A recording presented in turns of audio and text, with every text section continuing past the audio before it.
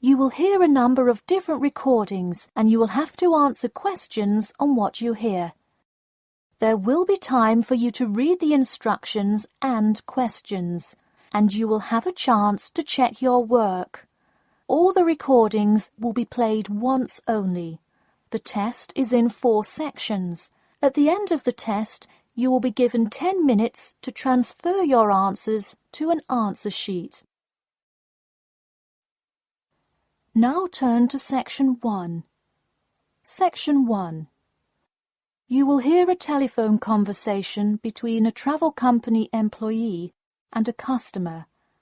First, you have some time to look at questions 1 to 5.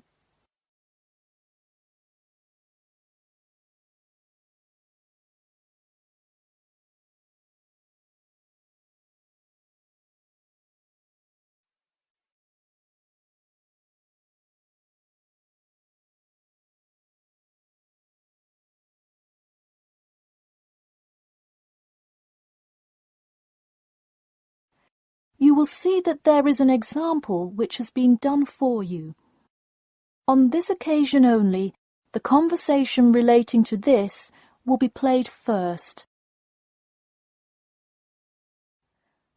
Hello? Hi, good morning. This is Talia from Parrot Bay Travel Agency. Is Robert Goddard there? Yes, speaking.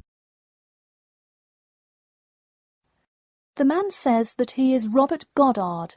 So, Robert Goddard has been written in the space. Now we shall begin. You should answer the questions as you listen, because you will not hear the recording a second time. Listen carefully and answer questions 1 to 5. Hello? Hi, good morning. This is Talia from Parrot Bay Travel Agency. Is Robert Goddard there? Yes, speaking. I'm so sorry that I made such an early phone call, and I'm calling to ask a few questions about your most recent vacation. Could I have 5 minutes of your time? Sure thing. Great, thanks. Now, I see here that you visited Melbourne. Was this your first visit to Melbourne?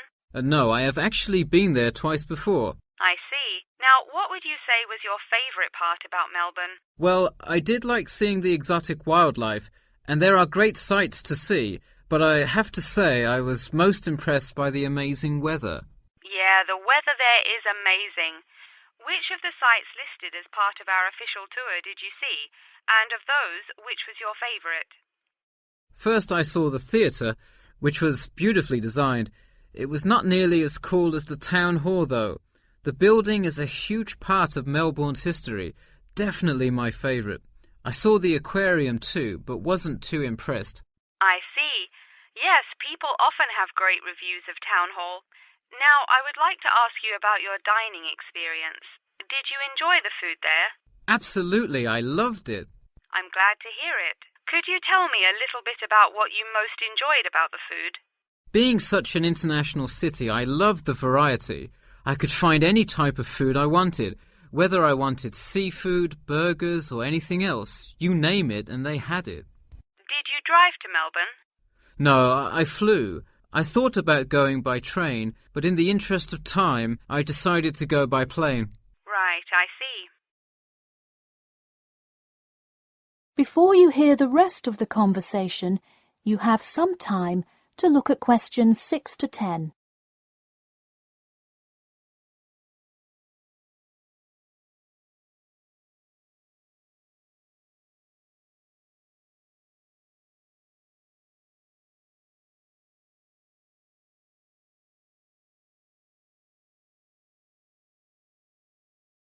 Now listen and answer questions 6 to 10. And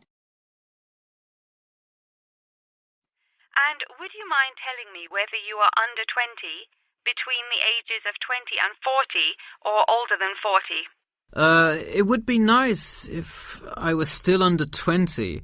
My vacation probably would have been quite different. Actually, though, I just turned 41 last week. Oh, happy birthday. So, did you treat yourself and fly first class? No way. I would love to have a budget that high. I'm more in the mid-range income level. I wasn't always, though. I spent much of my life in a low-income household. I see. That answers my next question then, of income level. And what was the purpose of this visit? I had to go there on business a lot before and decided I would go there for tourism this time. I see. And what is your occupation? I am mainly a computer programmer. I also write for a travel magazine on the side, which is why I visited Melbourne before, but it's not my main source of income. I see. Wow, it sounds like you work a lot. Yes, I am very busy, which is exactly why I took a nice week-long vacation to Melbourne. I completely agree. Would you care to comment on your accommodation? My hotel was a good value. Staying in the city can get really expensive, so it was nice to find such a good price for the location and quality. I'm glad I didn't end up in some cheap motel in the middle of nowhere. I'm glad you didn't either. Well, thank you for taking part in our survey, and I'm glad you enjoyed your vacation. No problem. Take care. That is the end of section 1. You now have half a minute to check your answers.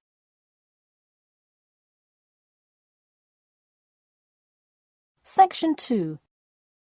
You will hear a talk about the main points of interest and the improvements made in the area. First, you have some time to look at questions 11 to 15.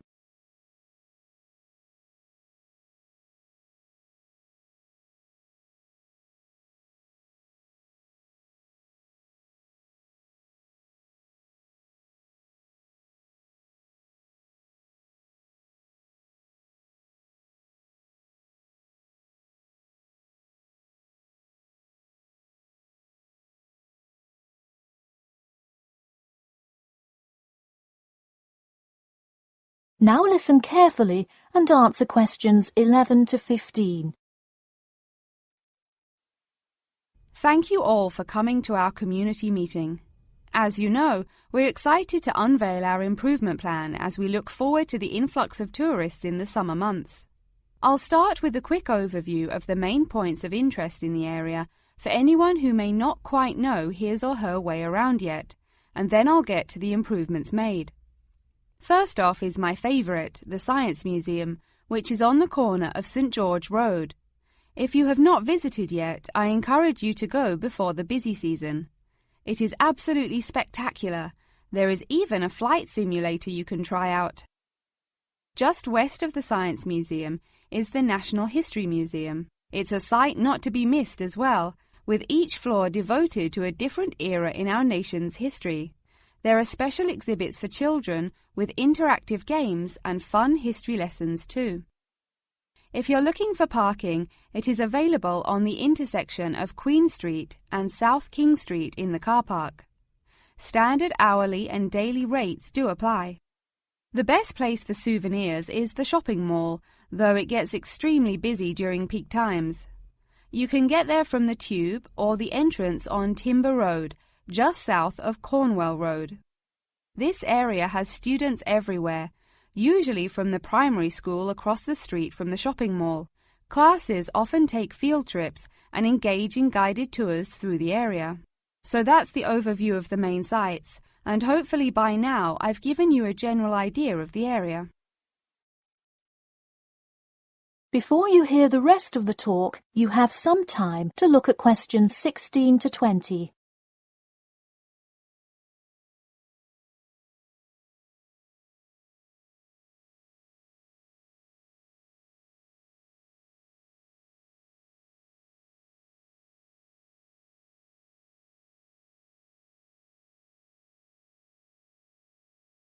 Now listen and answer questions 16 to 20.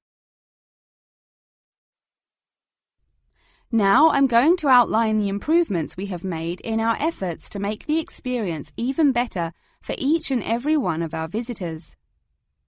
You probably noticed when you first drove into the car park this morning that there is now additional signage to help avoid confusion.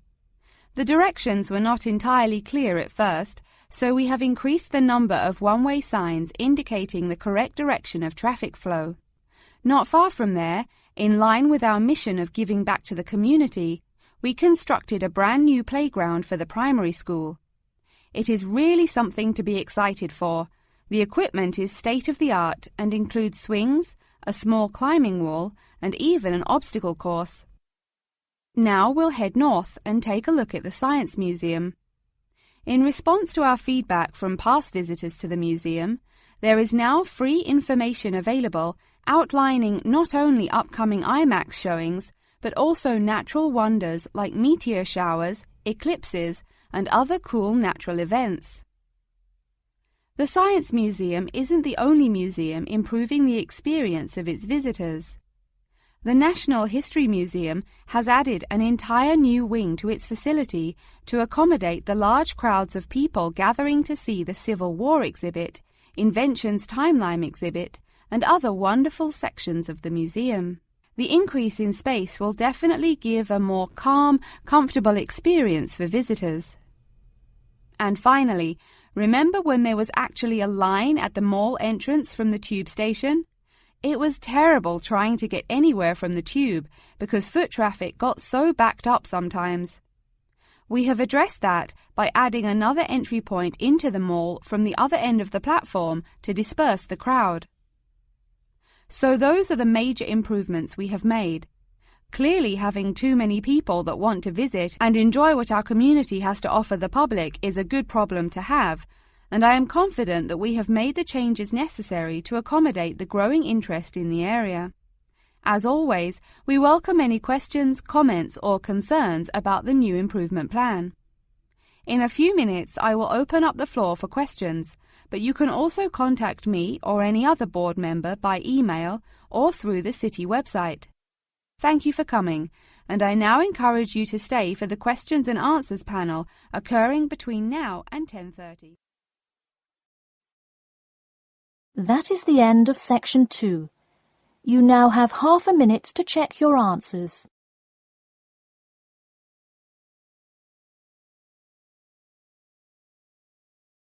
Section 3. You will hear two students called Jane and Mark talking to their tutor about the project assignments for their senior thesis.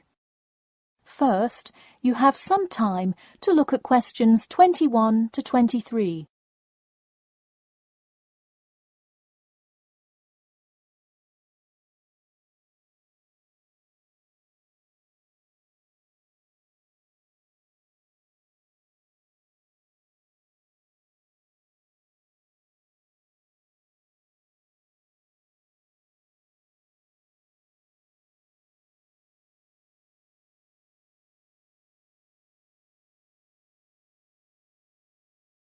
Now listen carefully and answer questions 21 to 23.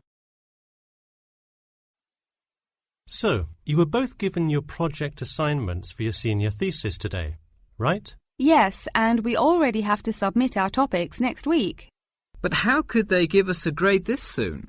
No, next week's due date will not be counted towards your final grade. The teachers are just going to read your topic and give you feedback. Oh, I see. So first we should come up with our topics, and then what? Well, once you know what you want to study, you need to think about how you'll study it. You need to decide on your research methods. The methods will be the main part of your paper. What about the results section? Well, I can give you feedback on that, but you will be the one carrying out an experiment, and thus will have to produce the results on your own. What I would like to do today is practice writing research papers before you even begin your report. I'll give you samples of old data from past experience, and you can practice writing results and drawing conclusions. I think that would be really helpful. Yeah, it sounds like a lot of extra work, but I'm sure it would make our actual project easier. You're exactly right. So let's get started. First, let's try this simple experiment on fruit flies. Read the information and then take 25 minutes to summarize a results and conclusion section. That's really important. Pay attention to the time limit. Okay, does it still have to be 6,000 words? No, don't worry about that. What if we get off topic? I wouldn't worry too much. You'll have so much information to write about that it should be easy to stay on topic. Before you hear the rest of the talk, You have some time to look at questions 24 to 30.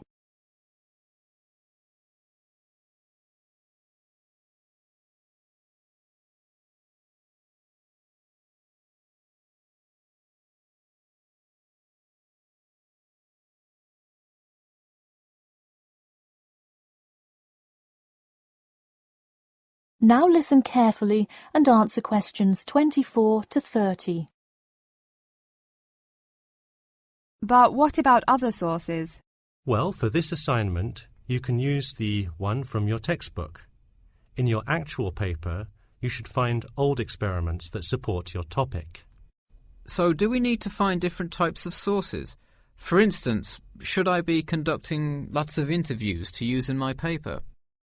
No, there's no need to conduct lots of interviews or anything like that. OK, I'm ready to get started. I'm still a little confused, though, on how we should format our paper. Don't worry about it for now, but on your final paper, make sure to pay attention to the format.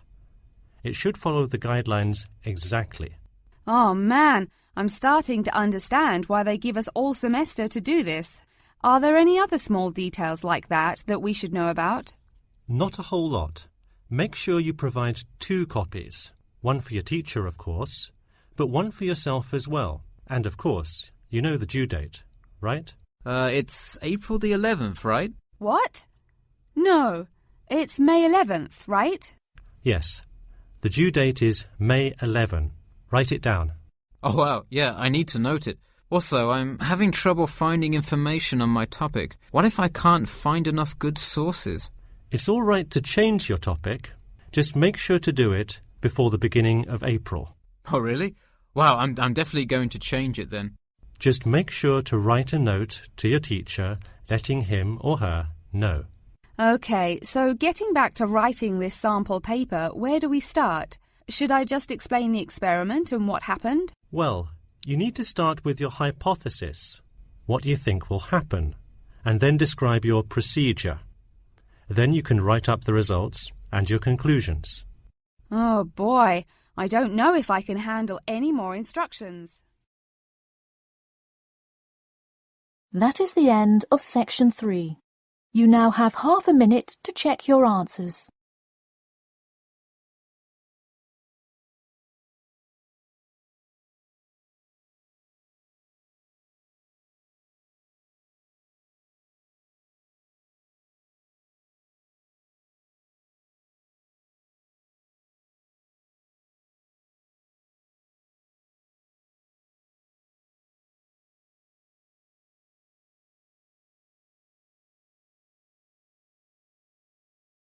Now turn to section 4.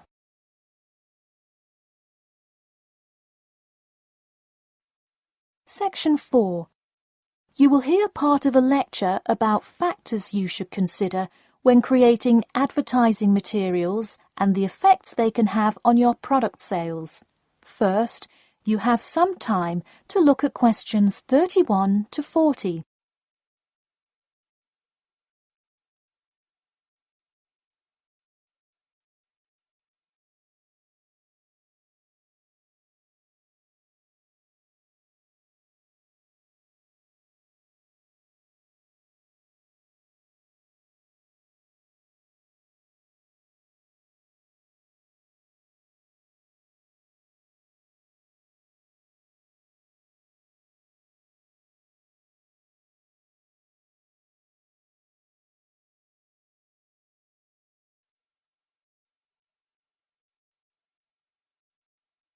Now listen carefully and answer questions 31 to 40. Hello class, and welcome back to Marketing Strategies. This week I will expand upon last week's lecture by talking about factors you should consider when creating advertising materials and the effects they can have on your product sales. Lesson 1.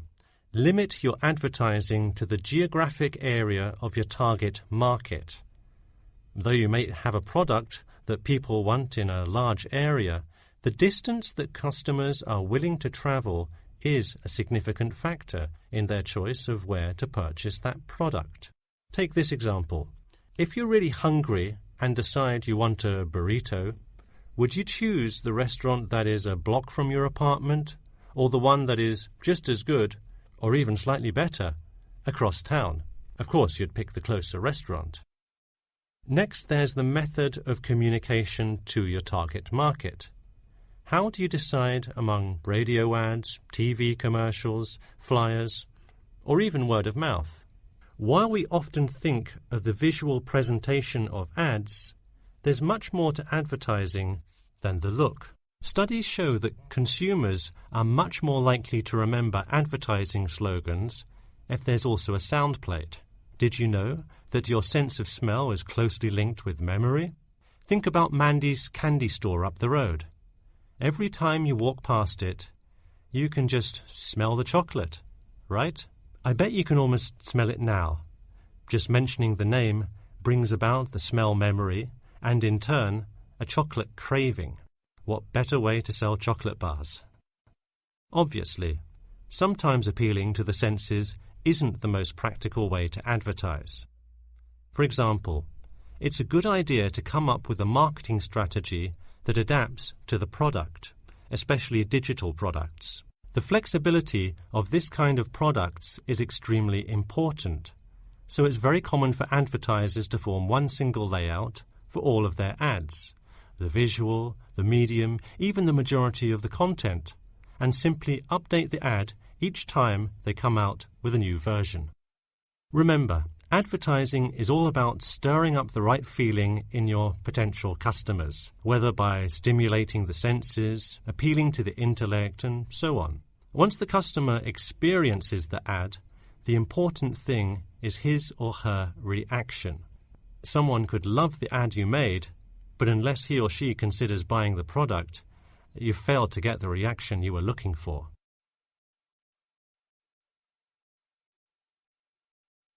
So once you have successfully reached your target customer, and you have his or her business, often you'll want to expand to a larger market. More often than not, the same marketing strategies you used in your small campaign may not work for a larger audience. The larger you scale your product, the more factors you must consider. For instance, Apple operates worldwide, so they must tailor their advertising for each market they enter. Often you'll see Apple ads on international flights that appear not only in English, which is the lingua franca of most regions, but also in the native languages of the majority of passengers. I travelled to Russia last week, and it was really interesting to see the same Nike ad that I've seen 100 times, except this time it was in Russian.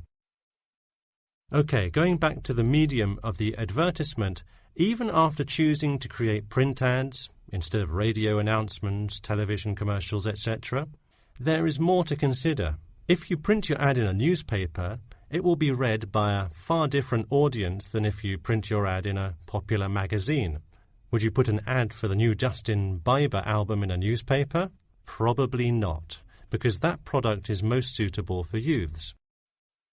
Let's face it, do you know anyone under the age of 25 that buys a newspaper? No. Now let's try a few strategy exercises. Imagine you're a company that is aiming to improve the environment by making products that reduce human waste. How would you advertise your product? Clearly it would send the wrong message if you put up flyers or other materials that cause lots of waste paper. Consider instead putting commercials on the Health Channel or buying ad space on websites like UNESCO. Or here's another example. What is one great place to advertise suntan lotion? How about a swimming pool? It has the exact group of people that need the product. All right, one last thing. Let's say you're filming a commercial for a water filter pitcher. What would be good scenery to use for the background? Think about somewhere calm and relaxing with clean, fresh water. Can't you see how much more effective a commercial with the beautiful scenery and flowing rivers of a national park would be than, say, water dripping from a tap? So to wrap things up today, think about the geography of your target market, the type of marketing material you should use, and the most effective way to appeal to the customer in order to make a successful ad campaign. That is all I have for you today. Make sure to read through Chapter 8 for Monday if you have not done so already. Okay, now I'd be happy to answer any questions you may have. That is the end of Section 4. You now have half a minute to check your answers.